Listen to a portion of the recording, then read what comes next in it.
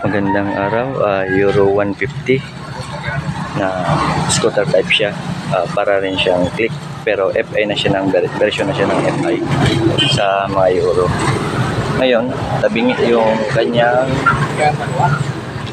gulong dahil yung bushing ng engine support ay ito.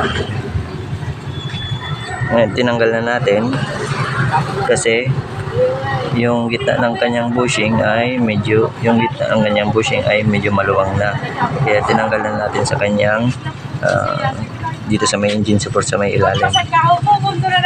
Kaya yun, tutok lang sa akin mga videos para palagi tayong updated.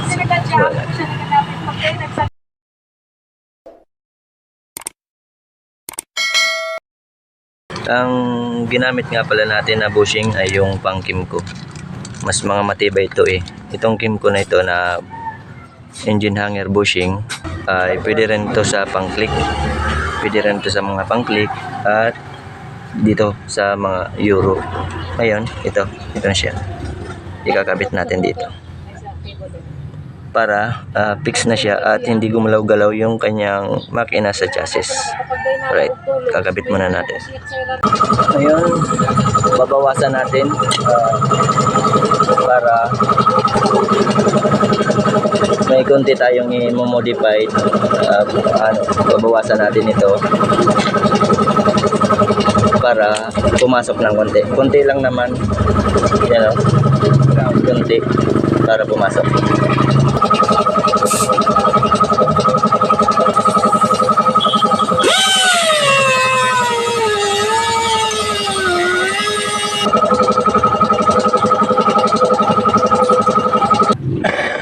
So, ayun, na ikabit na natin. Ngayon, ibabalik na lang natin. Mas matibay ito. Ang gitna.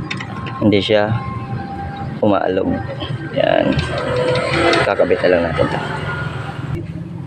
Single time lang ang video. Ngayon, naikabit na natin yung isa. Sabi ng mayari, okay pa naman. Kaya hindi pa natin papalitan. Pag nasira na, saka na naman palitan. Okay pa naman si Dabi, buo pa naman ang kanyang bushing. Kakabit na lang natin. Yun o, saktong-sakto na ikabit na natin. Ito pala ang ginagamit ko na sa Kymco kasi mas matigas at mas matibay ito kaysa sa mga iba.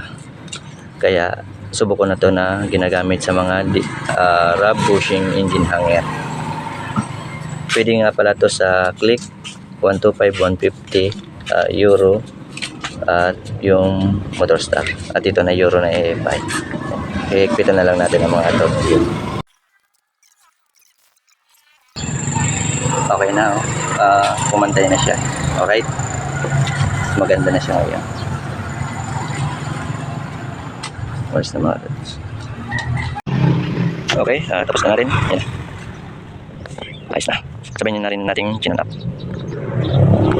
Alright, okay na.